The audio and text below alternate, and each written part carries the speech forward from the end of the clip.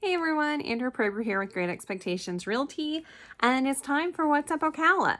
So I figured I would try to go ahead and do the video here at home, thinking that I would have faster internet because for some reason the internet at the office last week was just super slow.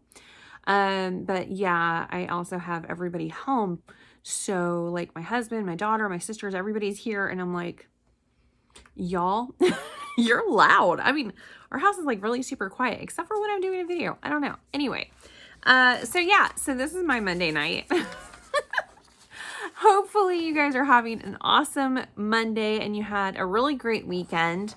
I basically chilled out. There was a lot of really nasty weather. We had just on and off again rain basically all weekend long. We had some pretty good lightning on, I think, Friday night or Saturday night. I don't remember. But yeah, it was pretty loud thunder and stuff too. So kind of crazy. But yeah, that's basically, it's definitely coming into the rainy season, right on schedule. But it's nice because it makes everything nice and green and lush and gorgeous.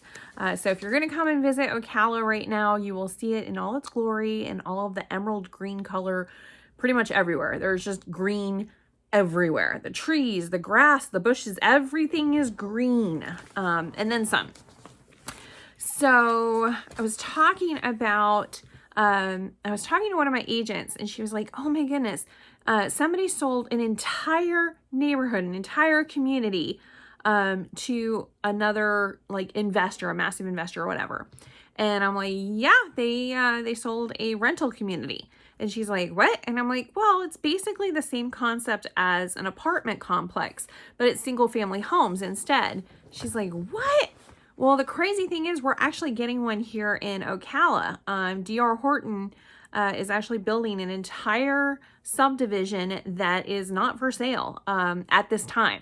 They are actually building build to rent homes. And there's some really good reasons for doing this. A lot of our homes actually in our property management portfolio, they're primarily single family homes. There's not a lot of apartments here in Ocala. And there's definitely, we have a few apartments. We have like an 8-unit apartment complex and some duplexes and stuff, but primarily our entire portfolio is single family homes, kind of spread out throughout the county. And, the reason for that, we've found that on single family homes especially, there is more continuity with the tenants. They tend to stay there longer. Normally it's, families and, they are like fine with renting forever. I actually rented a home to somebody for 16 years at one point. She was there 16 years. She just basically wanted to make sure that her boys had, the safety and stability of knowing that they were going to be there. Now I wouldn't recommend that because it really wasn't up to her. It's not like she had a 16-year lease. She just did renewals each year and it just happened to work out for her. But she literally wanted to, rent that home until they were out of the house. And as soon as they graduated and they were out of the house, she moved. She was like, okay, and we're done now. So she did. And she rented a single family home. A lot of our tenants are there for numerous years. Seeing 5 years with a tenant is not that strange at all. We have had quite a few that have been over 10 years.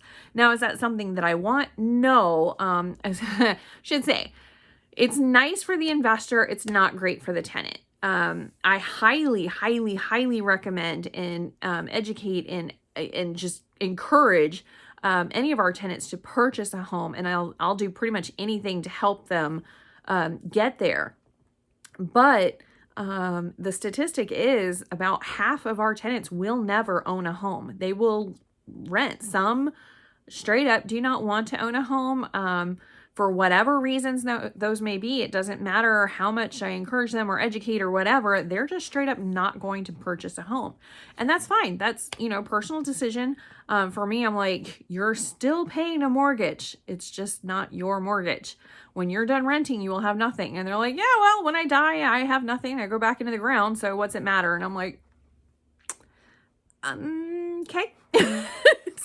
It's a philosophy and that is fine. Everybody can make their choices. It is a free country. Make your choices, make your options, whatever. For me, that's not, again, what I would recommend, because I've seen over the years and how even in the recession and stuff, we saw how much people could make on, the investment of their own home. Even those that were upside down during the recession, if they were able to hold on to their homes, have since sold their homes for quite a bit more than what they purchased for originally back in like 2004, 2005, 2006.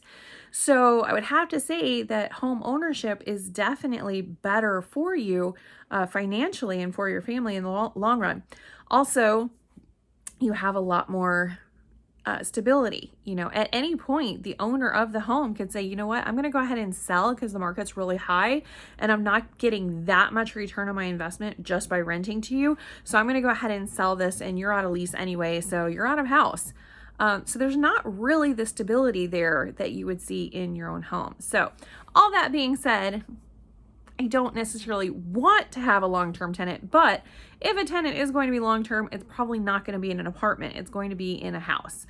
And the longer we have a tenant, the better it is for the investors. And that's who we're working for in property management. We work for the owners. So anyway, that is basically in a nutshell why these companies are doing it. It also does have some advantages as far as, if they decide to go ahead and sell maybe 50% of the houses, they can do that. With an apartment complex, you can't really do that. It's kind of an all or nothing kind of thing. But with, single family homes, they could sell 10%, 20%, 50%, 90%, whatever of those houses, or they could sell the entire subdivision. And I know like Goldman Sachs is, they're actually purchasing entire subdivisions like that build to rent thing. So kind of interesting how that's all playing out. I don't think in the long run, D.R. Horton is planning on keeping that as a rental community for themselves. I think they're probably going to build and build and build until they are pretty much out of their builder warranty and they've got it all full of tenants and the investment looks really, really nice. And then they're going to go ahead and sell it. Just a guess. But that's probably what they're doing.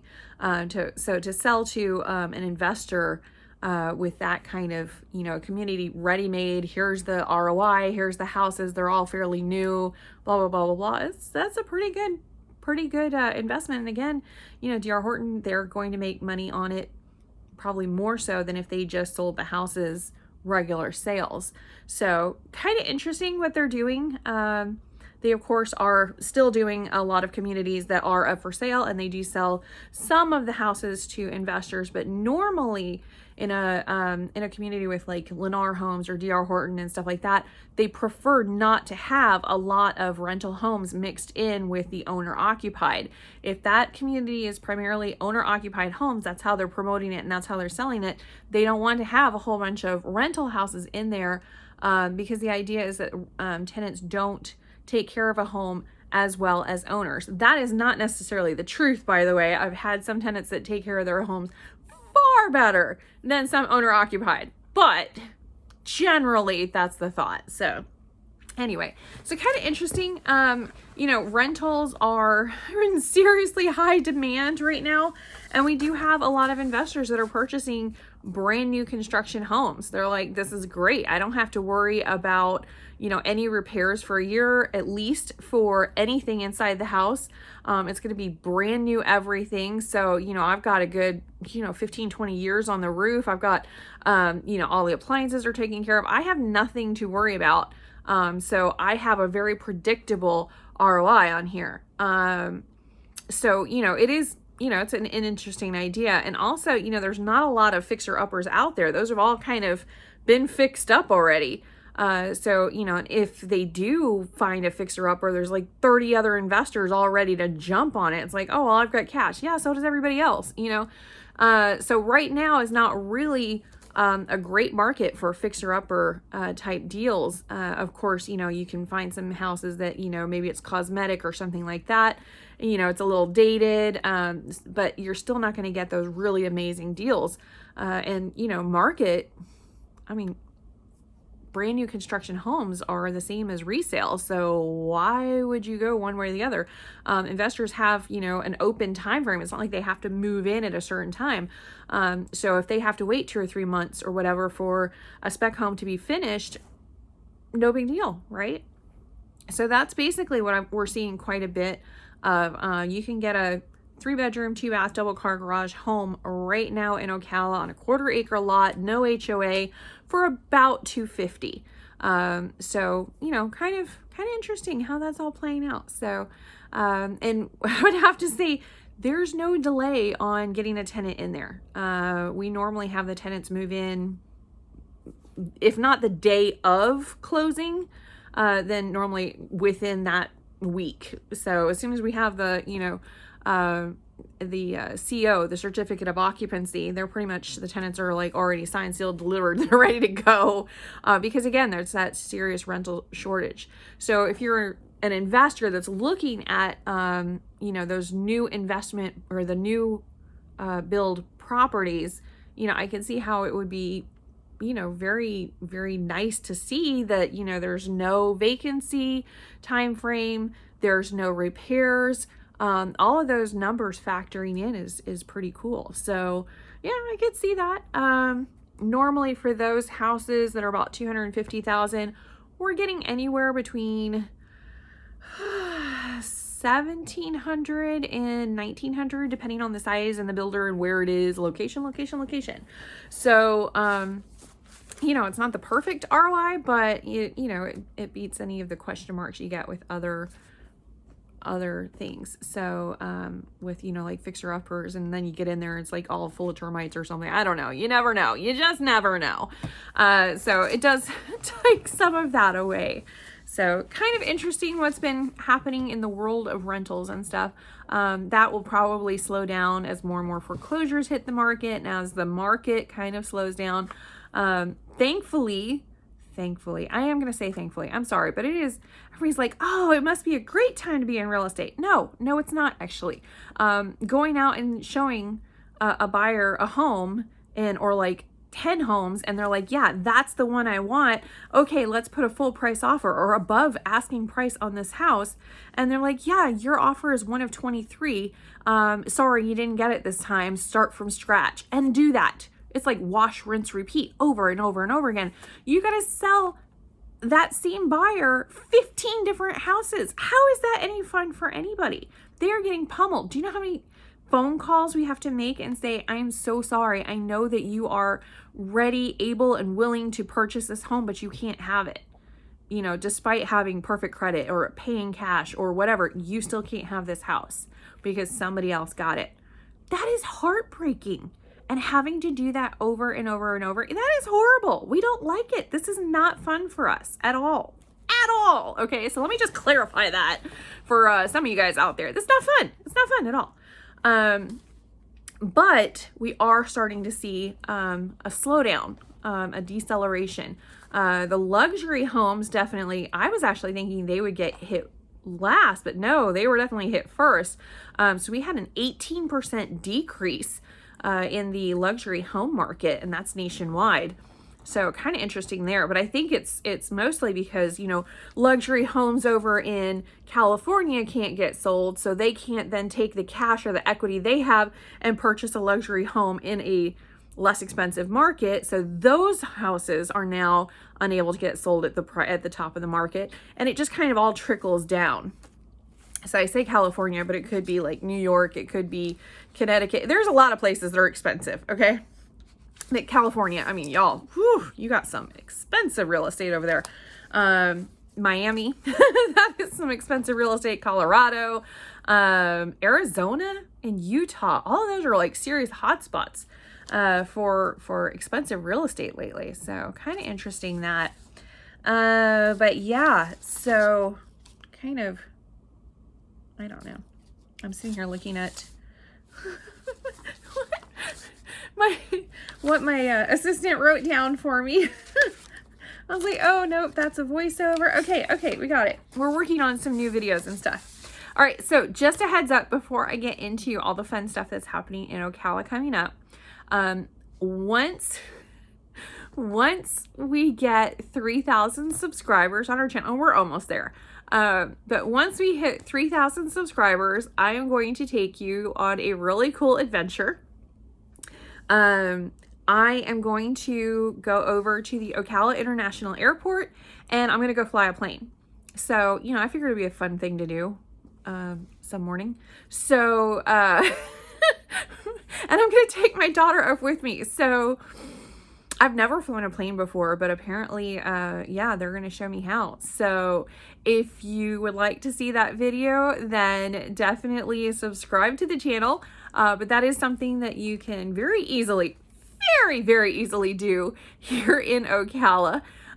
So yeah, flying is definitely a thing. They say it's the horse capital of the world, but little airports or runways more like are pretty much all over. There's actually communities where you can live where there is a runway or right there, and that is not that strange at all. There's airports like all over the place, little runways and stuff. In fact, John Travolta actually lives in one of the more luxurious neighborhoods that has a very large runway. Now you couldn't land like, you know, a 747 on it, but you can land some pretty good sized planes, especially the private jets and stuff like that, those easily. So just a heads up. But yeah, I think he actually has a hangar like right there at his house. So that's kind of cool.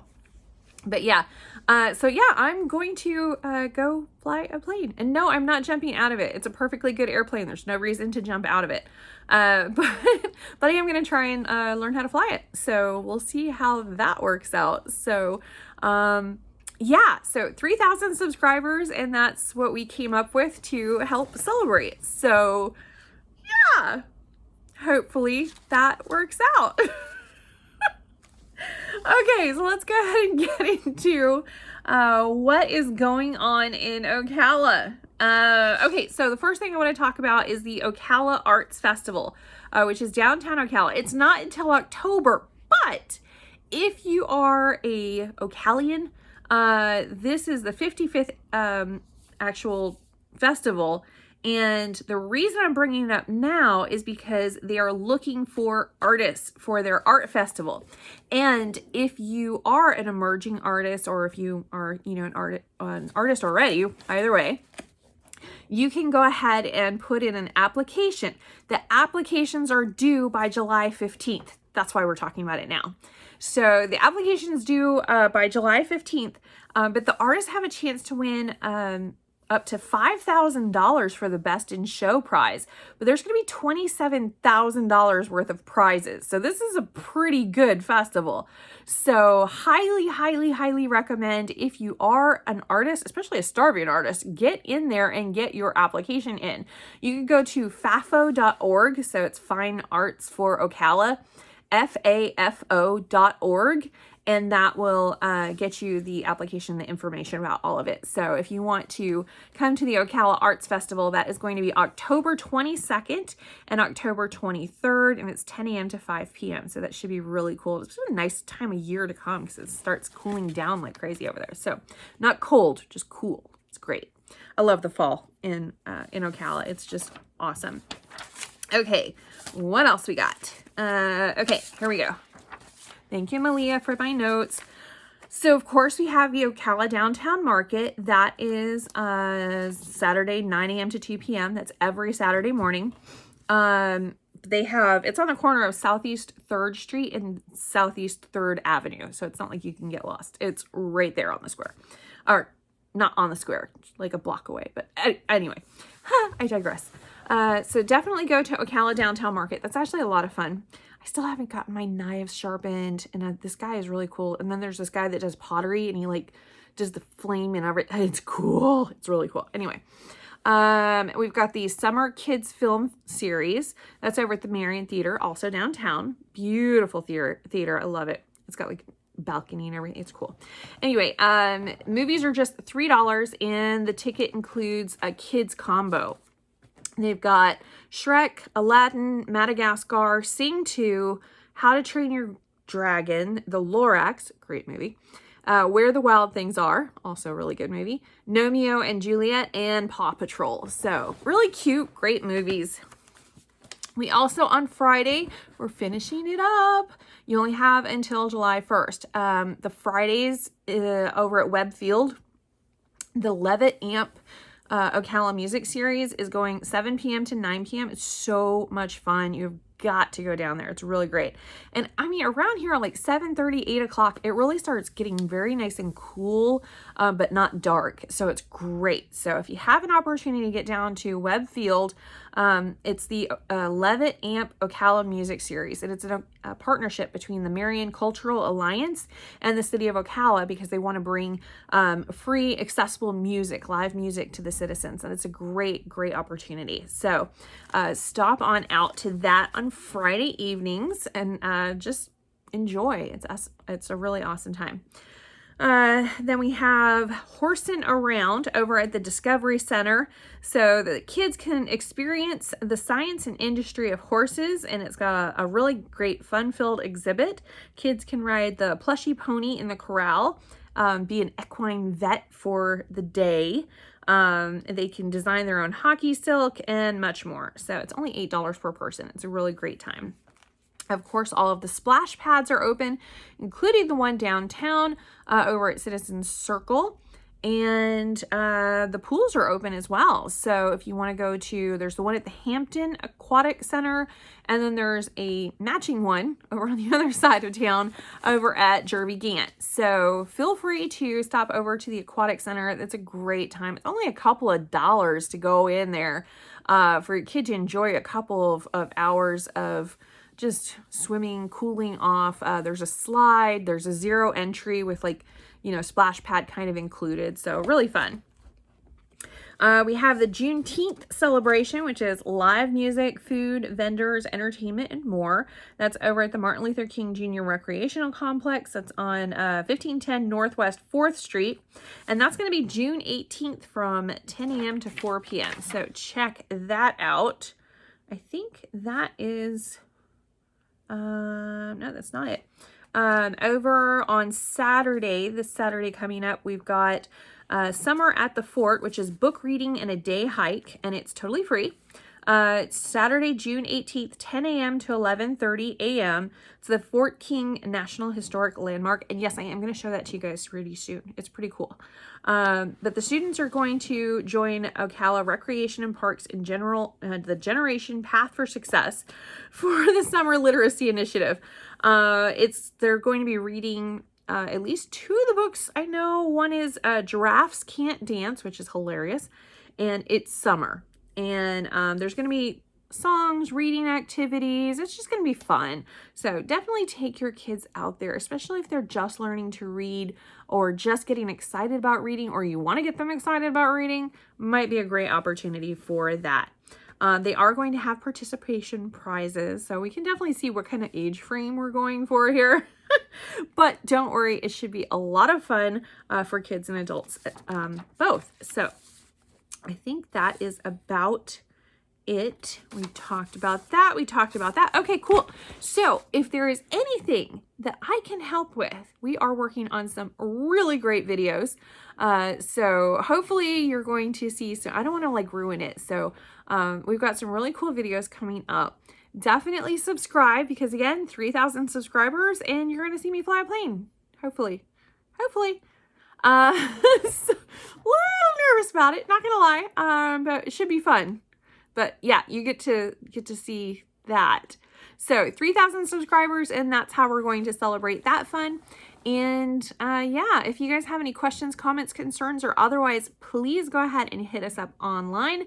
Our website for our sales and any kind of things you're wanting to know about Ocala purchasing or buying, or just get in touch with me or whatever, that's going to be at GER.ExpectationsRealty.com. And then if you were interested about some of our houses for rent, our property management services, or anything on the rental side, that's at GreatExpectationsPM.com. So property management, yeah.